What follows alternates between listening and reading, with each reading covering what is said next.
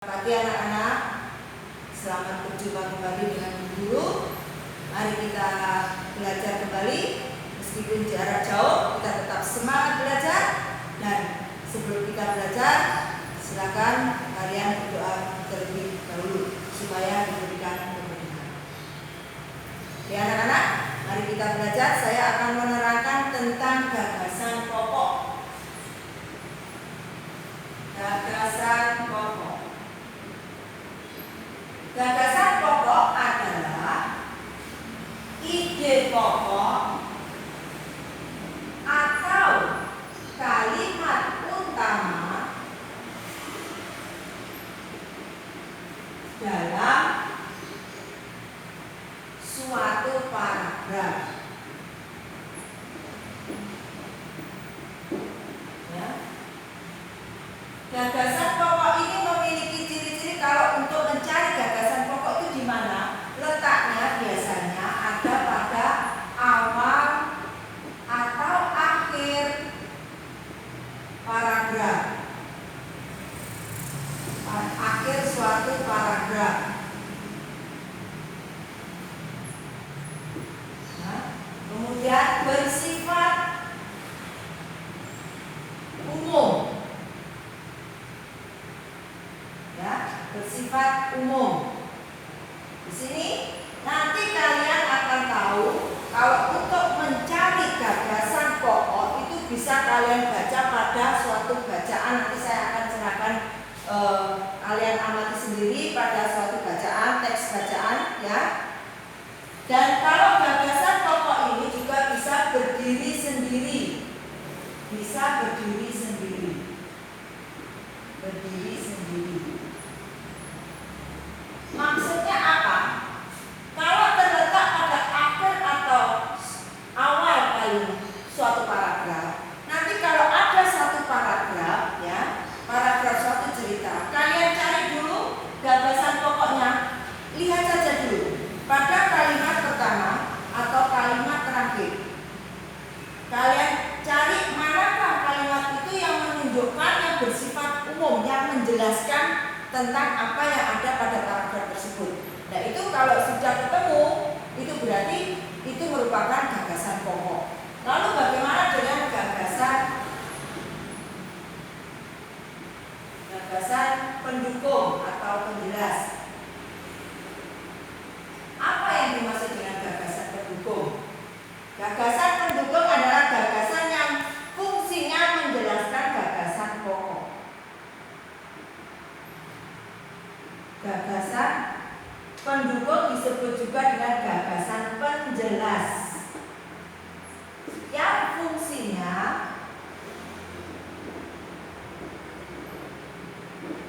menjelaskan gagasan pokok.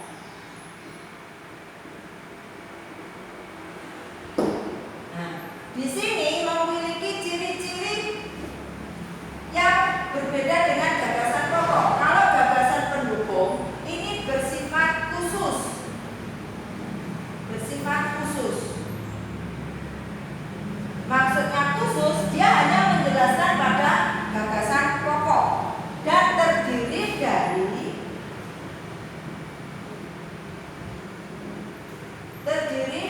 beberapa kalimat.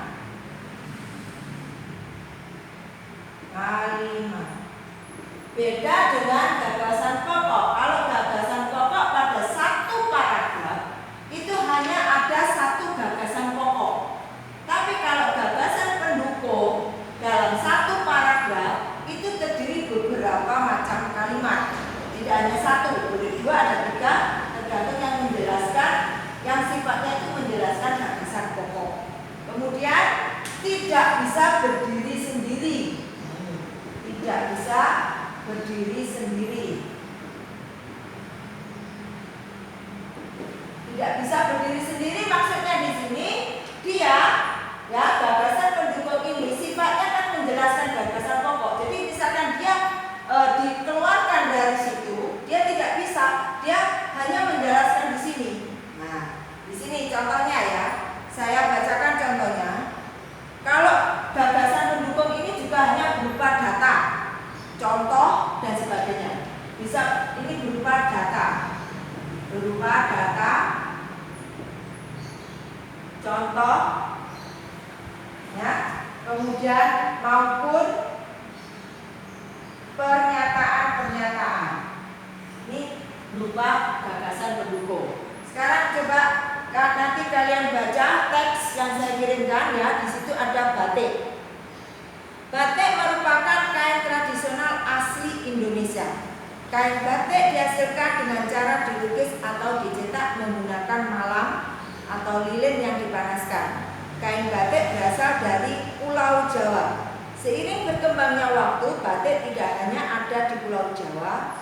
Beberapa daerah di luar Pulau Jawa juga menggunakan batik sebagai pakaian tradisional, misalnya batik Bali. Nah, ini ada satu paragraf. Kalian amati di situ ada kalimat utamanya. Manakah yang merupakan kalimat utama? Yang merupakan kalimat utama itu terletak pada awal kalimat, yaitu batik merupakan kain yang memiliki motif tradisional asli Indonesia.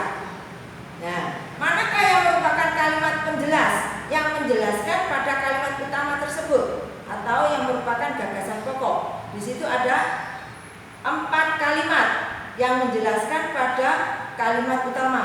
Nomor 1, kain batik dihasilkan dengan cara dilukis atau dicetak menggunakan malam atau lilin yang dipanaskan. Kalimat kedua, kain batik berasal dari Pulau Jawa. Kalimat ketiga, seiring berkembangnya waktu, batik tidak hanya ada di Pulau Jawa. Nomor 4, beberapa daerah di Pulau Jawa juga menggunakan batik sebagai pakaian tradisional, misalnya batik Bali. Nah, ini setelah kalian cari kalimat utama dan kalimat penjelasnya, kalian tulis gagasan pokoknya. Gagasan pokoknya adalah batik merupakan kain yang memiliki motif tradisional asli Indonesia. Ini disebut kalimat utama atau gagasan pokok. Mana yang merupakan gagasan pendukung atau penjelas? Dari kalimat penjelas tadi, kalian bisa simpulkan saja, jangan ditulis yang panjang. Tadi kalimat penjelasan kan kain batik dihasilkan dengan cara dilukis atau dicetak dengan menggunakan malam atau lilin dipanaskan. Ini bisa diringkas kalimatnya dengan cara membuat kain batik. Nah, itu sebagai penjelas apa? Kalimat penjelas ke pertama. Kemudian yang kedua, kalimat penjelasnya, kain batik berasal dari Pulau Jawa. Kalau disimpulkan menjadi gagasan pendukung, bisa kalian singkat lagi tulisannya, tempat asal kain batik. Nah, ini kan di sini kain batik berasal dari Pulau Jawa. Jadi penjelasnya bagaimana? Tempat asal kain batik.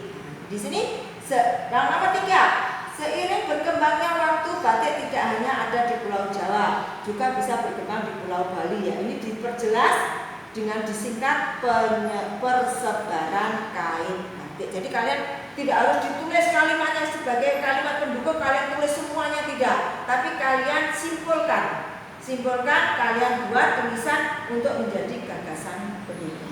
Oke.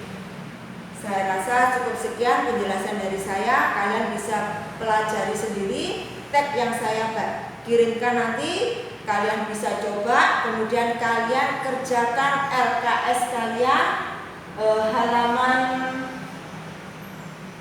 Nah, kalian kerjakan halaman 5. LKS halaman 5. Di situ bacaannya adalah tentang karnaval. Kemudian kalian cari gagasan utama atau gagasan pokok, kemudian gagasan pendukung, mulai dari paragraf 1 sampai paragraf 5 di sini. Kalian kerjakan di buku tulis. Kemudian kalau sudah selesai bisa kalian kirim ke guru. Oke, terima kasih. Semoga kalian bisa memahami dan mengerti. Selamat belajar. Assalamualaikum.